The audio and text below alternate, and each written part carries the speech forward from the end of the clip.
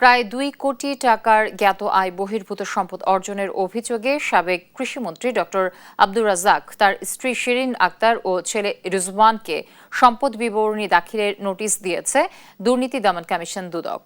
বুধবার বিকেলে দুদক কার্যালয়ে এ তথ্য জানান কমিশনের জনসংযোগ কর্মকর্তা আখতারুল ইসলাম। বলেন, ডক্টর আব্দুর রাজ্জাকের বিষয়ে অনুসন্ধান চালাচ্ছে দুদক। তার বৈধ সম্পদের পরিমাণ 4.25 কোটি টাকার মধ্যে উৎসের সঙ্গে 1,94,72,000 টাকার অসঙ্গতি দেখা গেছে। আর তার স্ত্রী শিরিন আক্তারের জ্ঞাত আয় বহির্ভূত সম্পদের পরিমাণ 90,71,000 টাকা। আর ছেলে রিজওয়ান শাহরিয়ারের সম্পত্তিতে অসঙ্গতি পাওয়া যায় 51,12,000 টাকা।